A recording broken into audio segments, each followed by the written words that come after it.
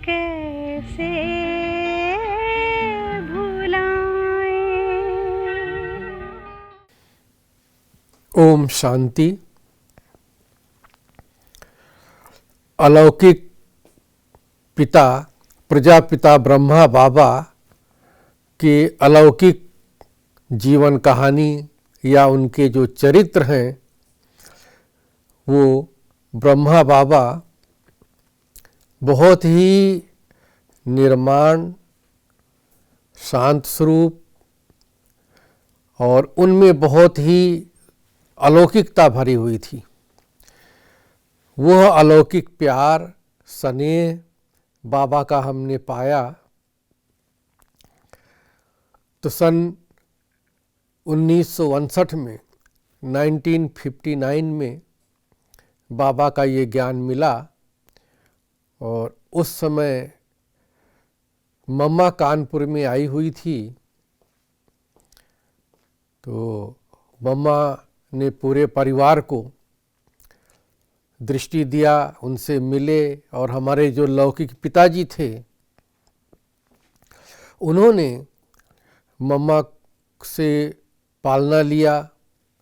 तो मम्मा ने उनको कहा कि आप अपने घर में एक सेवा केंद्र खोल दो। तो पिताजी ने घर में ही सेवा केंद्र खोल दिया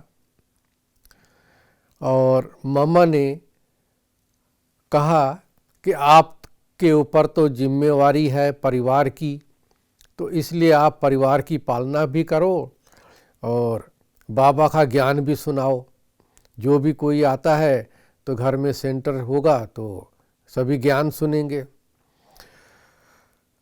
और मम्मा ने ये भी कहा पिताजी को कि आपके जो बच्चे हैं वो बड़े होकर के सभी सेवा में निकलेंगे, समर्पित होंगे।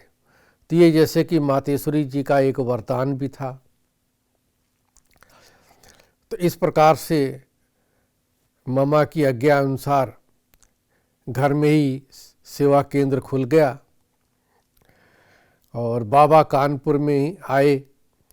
तो उस समय कोई टीचर बहन तो नहीं थी सेंटर में गांव में, लेकिन शांतामणि दादी जी के द्वारा ज्ञान मिल चुका था और मम्मा ने मुरली भेज दिया था। तो उस मुरली के आधार पर ही क्लास चलती थी और कोई गाइडेंस नहीं था।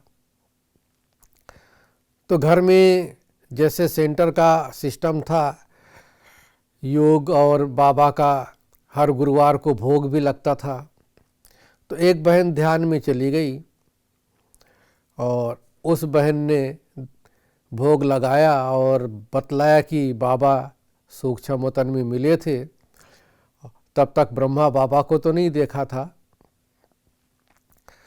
लेकिन जो त्रिमूर्ति का चित्र है तो उस बहन ने बतलाया कि ऐसे ही ब्रह्मा बाबा वतन में दिखाई दिए और बाबा ने कहा कि मैं कानपुर में आ रहा हूँ और आप बच्चे आकर के हमसे मिलो।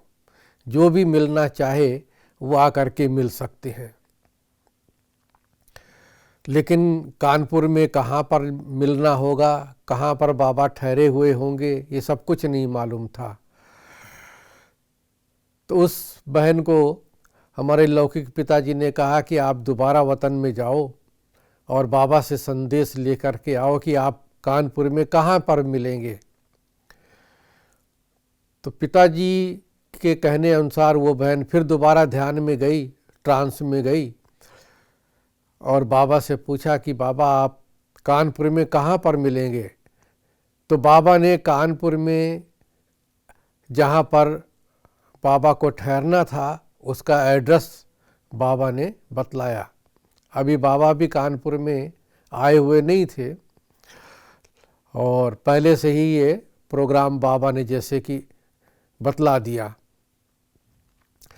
तो बाबा ने ठहरने का एड्रेस भी बतलाया। उसी अनुसार सभी जो है तारीख भी बतला दी गई। तो ये तारीख जो है 14 जनवरी की थी। तो उस समय बाबा साकार में ब्रह्मा बाबा कानपुर में आए और हम सभी गांव से, लखनऊ से 2 घंटे की दूरी पर लौकी घर है, तो वहाँ से ही, गांव से ही सबको बाबा के से मिलने के लिए आना था। लेकिन गांव वाले बहुत खिलाफ थे, क्योंकि हमारा परिवार तो ज्ञान में पूरा था और जो अन्य भाई बहनें जो ज्ञान में चलते थे, तो उनके परिवार वाले, गांव वाले नहीं चाहते थे कि ये ब्रह्मा कुमारी में जाए, क्योंकि उनको मालूम था कि ये वहाँ कोई जाएगा तो पता नहीं ये वापस आए या ना आए। सबके मन में एक भय था। तो इस प्रकार से गांव वाले नहीं चाहते थे, तो उन्होंने सबका रास्ता रोकना चाहा, तो बोला हम इनको जाने ही नहीं देंगे। तो वो जो बहन ध्यान में गई थी, बाबा का संदेश लाई थी, उसको दोबारा भेजा कि आप बाबा के पास जाएं और बाबा से ये कहें कि बाबा हम तो आना चाहते हैं, लेकिन गांव वाले और संबंधी जो हैं वो आने के लिए रास्ता रोक रहे हैं, तो आप हमें कोई युक्ति बतलाएं। तो बाबा ने एक बहुत ही वंडरफुल युक्ति बतलाई, क्योंकि बाबा तो बुद्धिवानों का भी बुद्धिवान है, मनुष्य की बुद्धि तो बहुत सीमित है। तो बहुत लोग विरोध करने लग गए। तो बाबा ने कहा कि देखो, आप लोग ना तो ट्रेन से आओ, ना ही कोई ट्रांसपोर्ट लो, आप लोग पैदल चलो।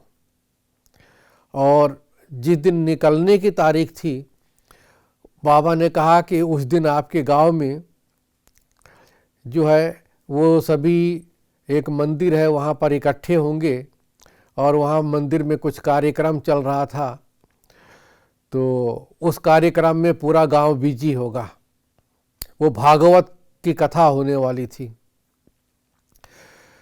तो बाबा ने कहा कि जब ये लोग आरती कर रहे होंगे तो उस समय पूरा गांव वहाँ पर इकट्ठा होगा और आप लोग जो है पैदल निकल लो और गांव के पीछे जो जंगल है उस जंगल के रास्ते से निकलते हुए और पहुँच जाओ।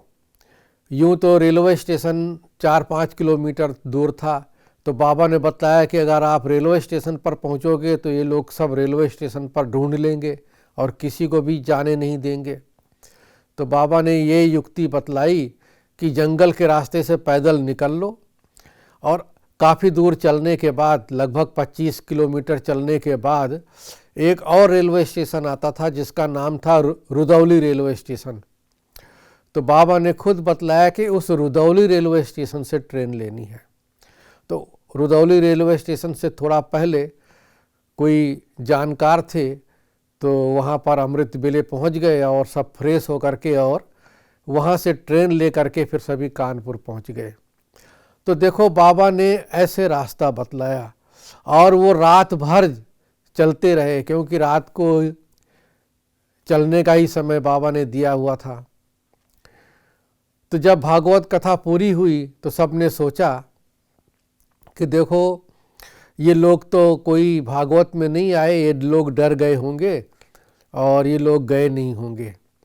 जब उन्होंने भागवत कथा पूरी होने के बाद छानबीन किया, तब उन्हें मालूम पड़ा कि ये तो निकल चुके हैं। जब तक उनको रास्ता समझ में आए तब तक बहुत देर हो चुकी थी, तो किसी ने हम लोगों का पीछा भी नहीं किया। तो देखो, बाबा ने इस प्रकार से हम बच्चों को ढूंढा और बाबा स्वयं हम बच्चों को अपने से मिलाने के लिए रास्ता भी बतलाया। ये तो बहुत शॉर्ट की में हमने सुनाया है, इसका तो इतिहास बहुत लंबा है। फिर जब बाबा के पास पहुँचे कानपुर में, बाबा के बताए हुए एड्रेस पर, तो वहाँ पर सब कहने लगे कि आपको कैसे पता लगा कि यहाँ पर बाबा आए हुए हैं, किसने बुलाया है आपको? जब उन्हें बताया गया कि बाबा ने ही ऐसा एड्रेस दिया है, बुलाया है, तो सबको बहुत वंडर लगता था। लेकिन छुट्टी नहीं मिल रही थी कि बाबा से मिलने के लिए। फिर अपने दीदी मनमोहिनी जी थी और आतम मोहिनी दादी बॉम्बे वाली थी,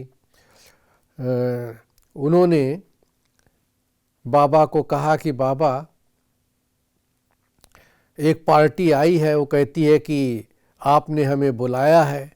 तो बाबा ने कहा मैं तो उनका बहुत देर से इंतज़ार कर रहा था, उनको बुलाओ। तो स्वयं बाबा बाहर आ गए और सभी को रिसीव करके सबको अंदर लेके गए और बाबा बहुत प्रेम से मिले सभी से। और इतने प्यार भरा बाबा का व्यवहार था, क्योंकि लौकिक माता जी जो थी, जब वो पैदल चल रही थी ग्रुप के साथ, तो जंगल में उनके पाँव में कुछ लग गया, तो खून निकल रहा था, सूजन हो चुकी थी। तो बाबा का ध्यान गया कि ये इतना सूजन कैसे हो गई पाँव में। तो बाबा ने जब पूछा तो उन्होंने बतलाया। तो बाबा स्वयं उठ करके और अपने रुमाल से जहाँ पर सूजन थी, चोट लग गई थी, उसको सहलाने लग गए। कि बाबा ने कहा कि देखो, भगवान को जो है पार्वतियों ने, द्रौपदी ने पुकारा, भगवान आ गया है उनकी रक्षा करने के लिए। तो इस प्रकार से बाबा ने अपने हाथ से जो है उस जगह जहाँ चोट लगी थी, सूजन था, उसको सहलाया।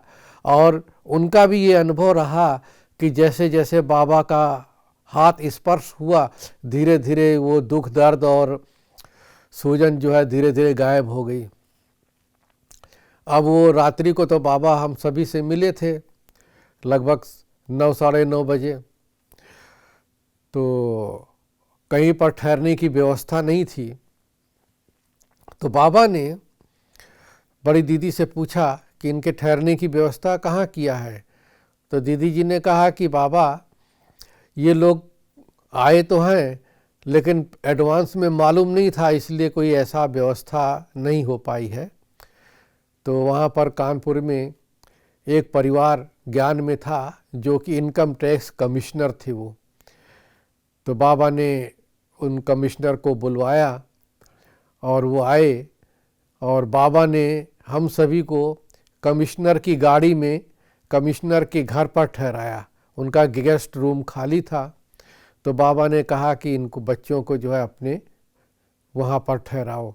तो देखो, बाबा को जो मिलने के लिए अच्छे अच्छे लोग आए हुए थे, वो तो कोई सेंटर में रुके होंगे, कोई धर्मशाला में रुके होंगे, लेकिन बाबा ने कोई भेदभाव नहीं देखा। कोई ये नहीं देखा कि ये कोई साधारण बच्चे हैं या ये गरीब बच्चे हैं या गांव वाले हैं।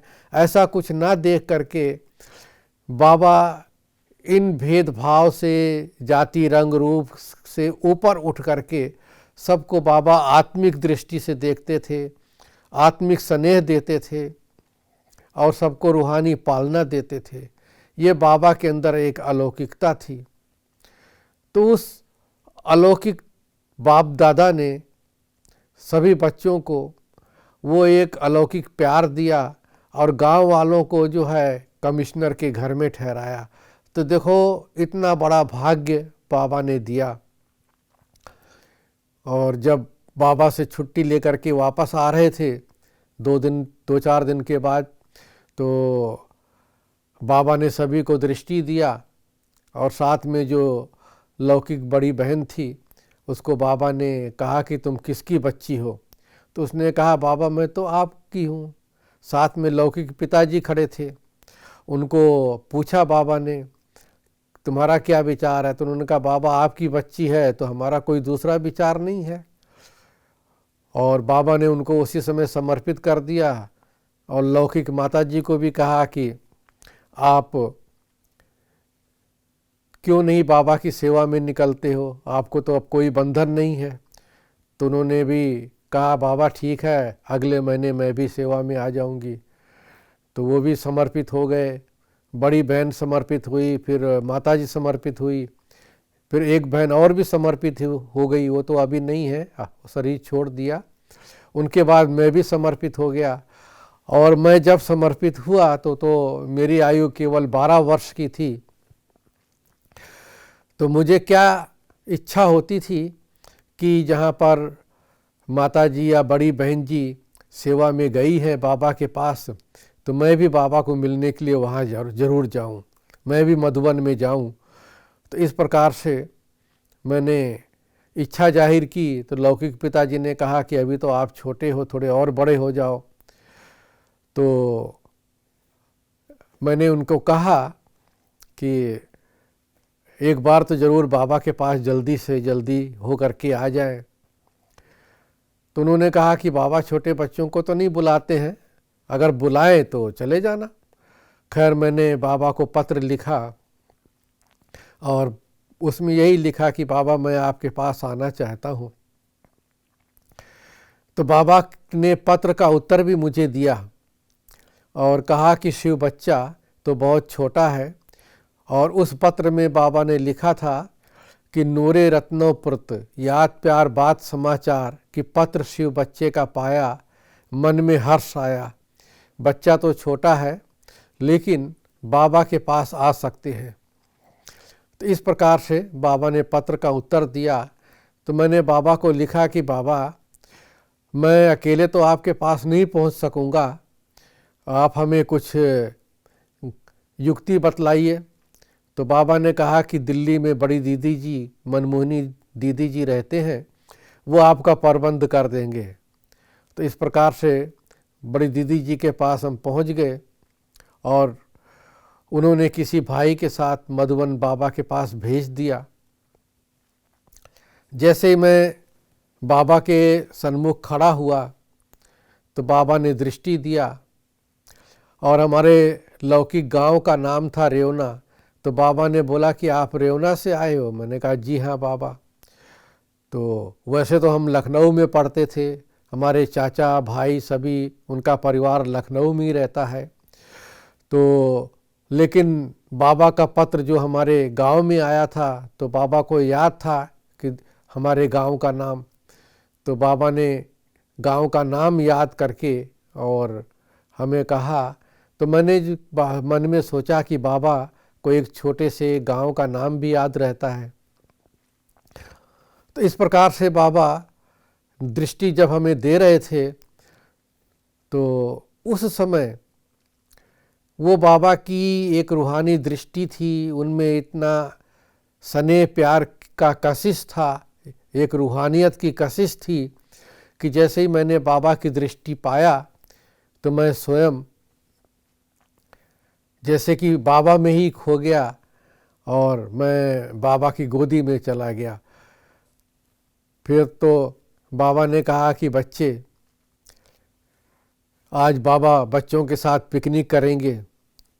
तो बाबा और मम्मा सभी ने मिल कर के पिकनिक भी किया और पिकनिक में बाबा ने सबको टोली भी दिया। मैंने भी बाबा से टोली लिया। एक बार तो टोली लेकर के खा के आके बैठ गए लाइन में, लेकिन मुझसे रहा नहीं गया। मैं दोबारा फिर गया बाबा के पास और बाबा और मम्मा को कहा कि आपसे मैं 5000 वर्ष पहले मिला था।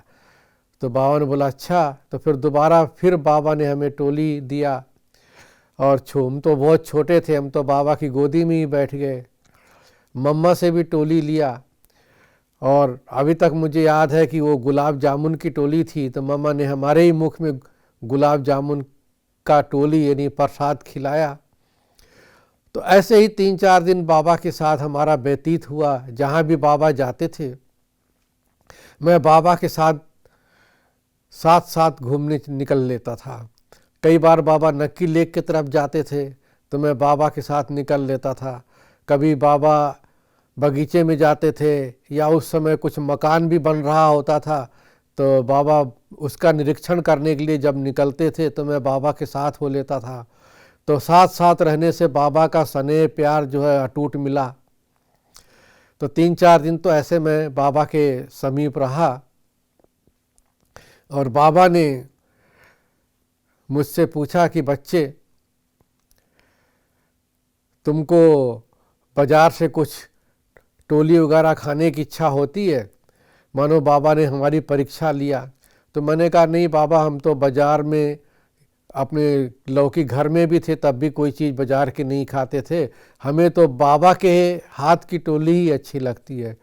तो इस प्रकार से बाबा जो है रोज़ स्नेह प्यार से हमें टोली खिलाते थे। कई बार अपने ही कमरे में बुला लेते थे हमें और जब बाबा नाश्ता कर रहे होते थे तो हमारे मुख में जो है नाश्ता खिला देते थे। तो इतना स्नेह जो है परमपिता परमात्मा शिव बाबा का, भगवान का जो स्नेह है वो ब्रह्मा बाबा के द्वारा, अलौकिक पिता के द्वारा अलौकिक पालना पाया। कई बार बाबा बैडमिंटन खेल खेलते थे, मम्मा और बाबा दोनों ही होते थे, तो हमें भी उनके साथ खेलने का सौभाग्य मिला। तो कहते ना भगवान के लिए कि तुम ही संग खाऊं, तुम ही संग खेलूं और तुम ही संग सैर करूं। तो इस प्रकार से भगवान की पालना जो है साकार के द्वारा हमें उनके साथ घूमने का, खाने का, पीने का, सैर करने का मिला। तो बाबा देखो हर बच्चे को अपने से ऊपर ऊंचा उठाने की कोशिश करते थे। तो देखो बाबा ने सबको ऊंचा उठाया, माताओं और बहनों को भी ऊंचा उठाया।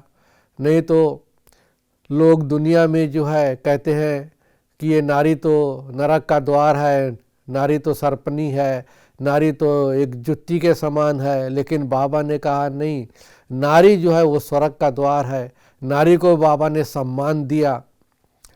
तो बाबा हर एक को देखो ऊंचा उठाते थे। बाबा कहते थे कि ये माताएं, ये नारियां, ये बहनें, माताएं, ये तो ज्ञान गंगाएं हैं, ये तो उद्धार करने वाली हैं, नरक को स्वर्ग बनाने वाली हैं।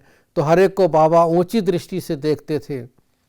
बाबा के सामने एक बच्चा आया, वो पढ़ा लिखा नहीं था, उसको गिनती तक भी नहीं आती थी। और बाबा ने कहा कि देखो ये बच्चा जो है अगर इसको कोई 100 तक गिनती सिखा देगा तो उसको जो है बाबा चांदी का गिलास देगा इनाम में। लेकिन कोई उसको सिखा ही नहीं पाया। वो 8, 10, 12 इस प्रकार से गिनती गिनने के बाद भूल जाता था। लेकिन बाबा उन ऐसी आत्माओं को भी आगे बढ़ाया। बाबा ने कहा कि देखो इनकी अंदर क्या विशेषता है कि जब भी बाबा क्लास में जाते हैं, क्लास से आते हैं, तो ये गेट पर मिलता है। तो बाबा ने कहा ये पहरा अच्छा दे सकता है। तो बाबा ने उसकी ड्यूटी पहरे पर लगा दिया। तो बाबा ने देखा कि इसके अंदर ये विशेषता है, तो उस विशेषता को काम में लगा करके और उसका जीवन जो है धन्य कर दिया, बहुत ऊंचा जीवन बना दिया। और वो भी बाबा की सेवा में लग गया, अलौकिक सेवा में लग गया। तो ऐसे ही बाबा हर बच्चे को कुछ न कुछ कला सिखलाते थे। अब मैं तो छोटा था, 12 वर्ष का था, हमारे अंदर तो कोई भी विशेषता नहीं थी, हम तो एक बच्चे के तरह थे। पालना, माँ बाप से पालना लेने वाली उम्र थी हमारी तो। लेकिन बाबा ने अलौकिक पालना दे करके हमें सब कुछ सिखा दिया, ऑल राउंड वर्क सिखा दिया। यहाँ तक कि मुझे कुछ भी नहीं आता था, झाड़ू तक भी लगाना नहीं आता था, तो बाबा ने यहाँ तक कि इलेक्ट्रिक वर्क सिखला दिया, साउंड डिपार्टमेंट सिखला दिया।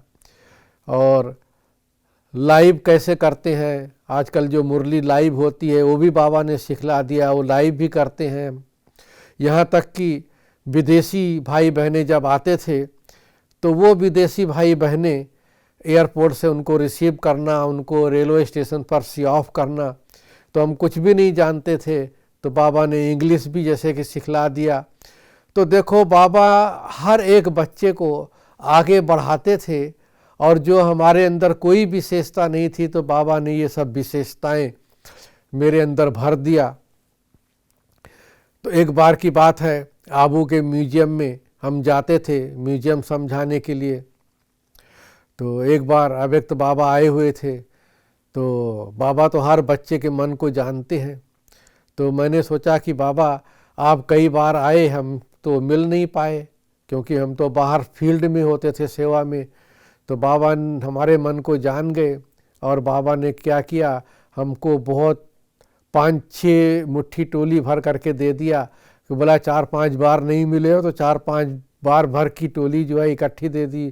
तो इस प्रकार से बाप दादा साकार का भी, अव्यक्त का भी जो है वो पालना देते रहे। फिर एक बार हमारी क्या ड्यूटी लगी कि सिक्योरिटी की ड्यूटी लगी। तो मैंने मन में क्या सोचा कि ये सिक्योरिटी की ड्यूटी तो बहुत छोटी ड्यूटी है, ये हमको मिल गई। तो बाबा जानते थे, हमारे मन के भाव को समझ गए और बाबा ने कहा कि बच्चे, ये जो सिक्योरिटी की ड्यूटी है ना, ये बहुत अच्छी ड्यूटी है, क्योंकि आप जो है एकांत में पहरे पर बाबा को खूब याद कर सकते हो। देखो ये ब्रह्मा बाबा के ऊपर तो बहुत मामला है, हाँ, तो ये इसको तो समय नहीं मिलता बाबा को याद करने का, आपको तो बहुत एकांत का समय मिलेगा, आप बाबा को याद कर सकते हो। ये बाबा भी विश्व का रक्षक है, तो आप भी जो है वो यज्ञ के रक्षक बनोगे। तो इस प्रकार से बाबा ने कहा कि ये यज्ञ रक्षक बनना, स्वयं का रक्षक, यज्ञ का रक्षक, विश्व का रक्षक, और बाबा ने कहा कि ये मर्यादाओं का भी रक्षक। इस प्रकार से तुम रक्षा करोगे तो यज्ञ के रक्षक बन जाओगे। तो ये बाबा ने बोला ये भी बहुत बड़ी जिम्मेवारी है। तो ऐसे ऐसे बाबा हर कार्य हमको सिखलाते थे। तो एक बार की बात है कि मैं बाबा के साथ सैर कर रहा था, तो बाबा मुझे अपने साथ अपने कमरे में लेके आए और वहाँ पर लच्छू दादी को कहने लगे कि इस बच्चे को बाबा के रूम की सेवा सिखलाओ। तो उन्होंने बाबा को कहा कि बाबा ये तो छोटा है, सेवाएं तो अधिक होती हैं। तो बाबा ने कहा इस बच्चे के अंदर ये विशेषता है कि ये ना नहीं करेगा। और सचमुच ना क्या होता है, वो जैसे कि हमारी ना शब्द हमारे डिक्शनरी में ही नहीं था। तो इस प्रकार से जब भी कोई कार्य मिलता था मैं हाँ जी कहता था, और बाबा ने ऐसा वरदान भी दिया था कि ये बच्चा ना नहीं करेगा। तो जो भी सेवा मिलती थी हम हाँ जी कहते करते, और बाबा के ऑलराउंड सेवा जो है वो करने की कला हमारे अंदर आ गई। तो बाबा ने अपने रूम की सेवा सिखलाया। रूम की हम सफाई भी करते थे, बाबा के लिए दूध गर्म करते थे, बाबा को नहाने के लिए पानी भी ला करके देते थे। और ये सेवा दे करके फिर मम्मा ने कहा कि मेरे रूम की भी सेवा किया करो, पहले बाबा की रूम की सेवा कर लो फिर मेरे रूम की भी सेवा करो। तो मम्मा ने कहा कि वहाँ जमुना दादी होती हैं तो उनसे पता कर लिया करो। तो मैंने उनसे मालूम किया। तो बाबा और मम्मा को नहाने के लिए पानी हम मॉर्निंग में एक ही समय पर दे दिया करते थे, और बाकी कारोबार जो है जैसे वो बतलाती थी। तो पहले बाबा के रूम की सेवा पूरा करके फिर मैं मम्मा के रूम की सेवा करता था। तो जो भी पार्टी बाबा के रूम में आती थी उनसे बाबा मिलते थे और उनको बाबा टोली देते थे, फल देते थे। तो हमारा भी ये भाग्य था कि मैं भी बाबा के साथ वो टोली और फल हमेशा ले लिया करता था, बाबा से टोली फल मिलता था। तो एक बार की बात है, बाबा हर बच्चे को कुछ न कुछ शिक्षा देते थे और अनेक प्रकार की शिक्षा में ही ज्ञान दे दिया करते थे। तो एक बार दादा विष्णुतन जी के साथ बाबा सैर कर रहे थे, लॉन में चक्कर लगा रहे थे। तो वहाँ पर एक भाई जो है वो छत की सीढ़ी से उतर रहा था। तो वो जैसे कि एक सीढ़ी छोड़ करके लंबा जंप देके उतर रहा था। तो बाबा ने दादा विष्णुतन जी को कहा कि बच्चे फरिश्ता कैसे चलते हैं। तो उन्होंने जो है बाबा को चल के दिखलाया कि बाबा देखो फरिश्ता तो इस प्रकार से चलते हैं। फिर वो जो भाई सीढ़ी जंप देके चल रहा था, तो बाबा ने उससे पूछा कि बच्चे बंदर कैसे जंप देते हैं। तो बेचारा शर्मिंदा हो गया और समझ गया कि बाबा जो है इनडायरेक्टली मुझे शिक्षा दे रहे हैं कि बच्चे जो है जंप दे के नहीं, लेकिन फरिश्ता के समान चलना होता है। तो देखो बाबा किसी को कुछ कहते नहीं थे, लेकिन इशारे में ही बाबा ज्ञान की गुह्य राज जो है वो बतला दिया करते थे। तो इस प्रकार से बाबा हर एक बच्चे को जो है कुछ न कुछ समझाया करते थे। तो बाबा के गुह्य राज जो बाबा अपने बातचीत में ही समझा दिया करते थे। तो ऐसे तो कई अनुभव हैं, कई बातें हैं, वो हम अगले एपिसोड में भी सुनाया करेंगे। अच्छा, ओम शांति।